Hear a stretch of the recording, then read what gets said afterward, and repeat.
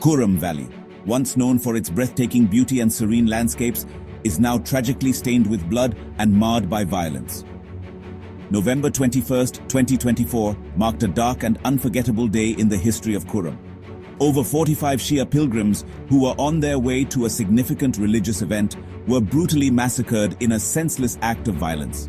This horrific incident ignited a firestorm of retaliatory attacks, plunging the valley into chaos.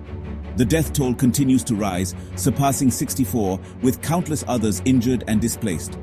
Kurram is now trapped in a vicious cycle of violence, fueled by deep-seated sectarian hatred between Shia and Sunni communities, each side seeking revenge. This isn't new for Kurram. The region has a long history of conflict and bloodshed. This mountainous region, bordering Afghanistan, has long been a battleground for various factions and interests. The recent violence is a stark reminder of the unresolved tensions and deep-rooted animosities that continue to plague this region. Understanding the roots of this conflict is crucial to breaking the cycle of bloodshed and bringing lasting peace to Kurram. The international community must take notice and intervene to help mediate and resolve these conflicts. The violence in Kurram is not just a local issue. It has far-reaching implications. It has the potential to destabilize the entire region, affecting neighboring countries and beyond. Urgent action is needed to address the root causes of this conflict, promote dialogue, and prevent further bloodshed. Only then can peace and stability be restored to Kurram. Kurram is a district in Pakistan's Khyber Pakhtunkhwa province, known for its unique geographical and cultural significance. Nestled in the majestic Hindu Kush Mountains, it shares a porous and often volatile border with Afghanistan, making it a region of strategic importance. This strategic location has shaped its destiny, often not for the better, as it has been a focal point for various conflicts and power struggles over the years. The region is predominantly inhabited by the Pashtun ethnic group, who have a rich cultural heritage, but the area is also divided along sectarian lines. Shia Muslims, forming around 45% of Kurram's population, are a significant minority here, contributing to the region's diverse cultural and religious landscape.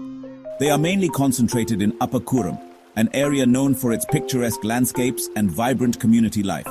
The Turi tribe and some sections of the Bangash tribe adhere to Shia Islam, adding to the region's complex social fabric.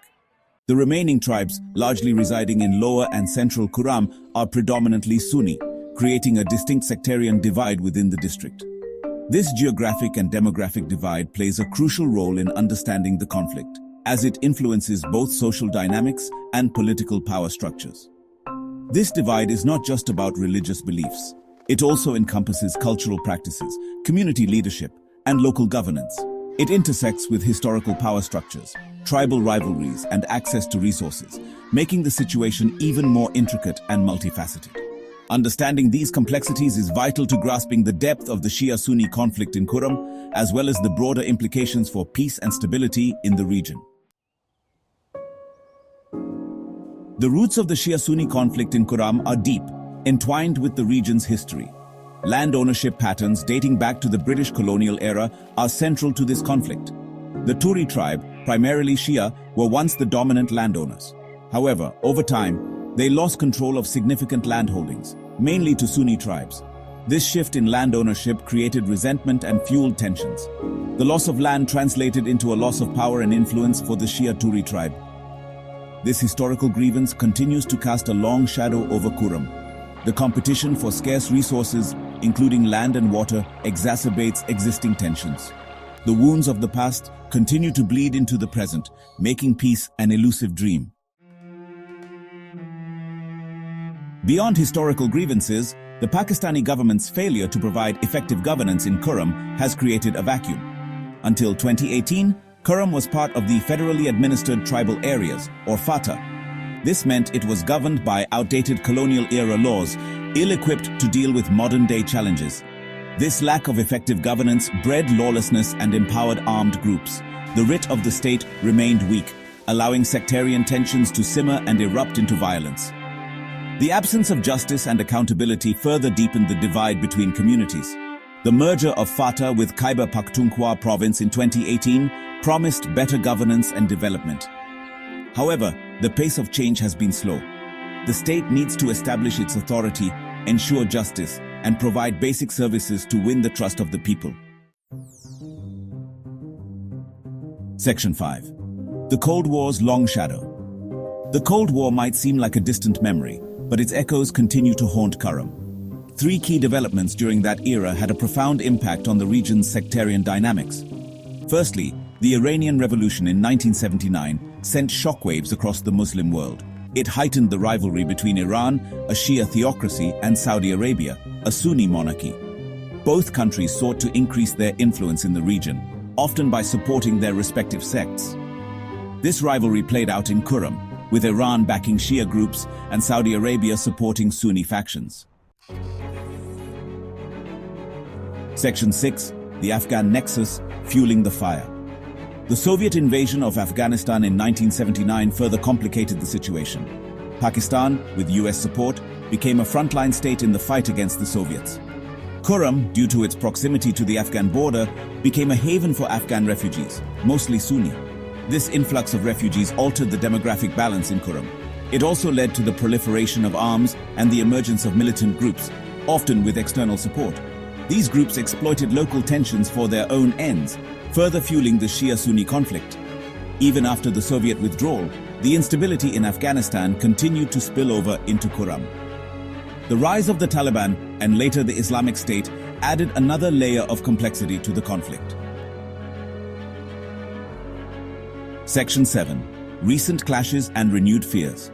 The recent wave of violence in Kurram is a chilling reminder of the fragility of peace. A land dispute in July 2024 sparked clashes that quickly spiraled out of control.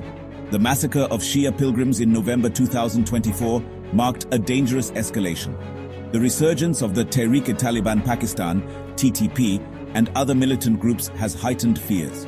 These groups thrive in environments of chaos and division. They exploit sectarian fault lines to recruit fighters and advance their own agendas. The Pakistani government has launched military operations against these groups. However, a purely military approach is unlikely to bring lasting peace. Addressing the root causes of the conflict, including historical grievances, governance failures, and external interference, is crucial. Section 8.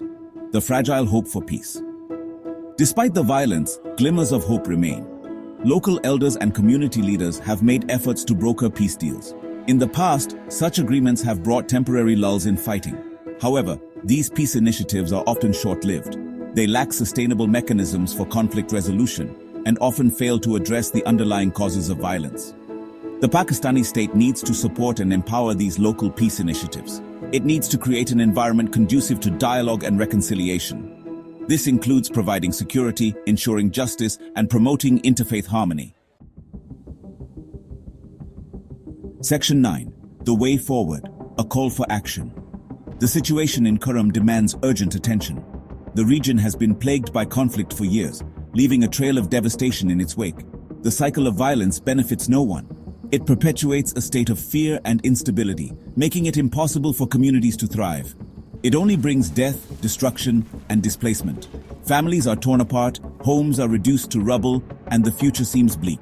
A multi-pronged approach is needed to address the crisis. This involves coordinated efforts from various stakeholders, including the government, local communities, and international partners.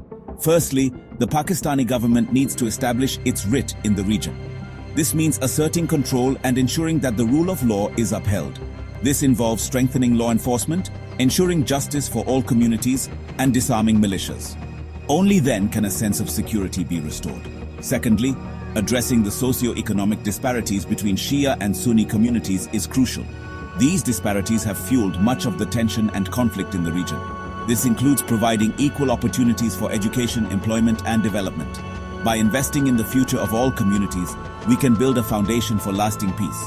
Empowering marginalized communities can help reduce resentment and promote peaceful coexistence.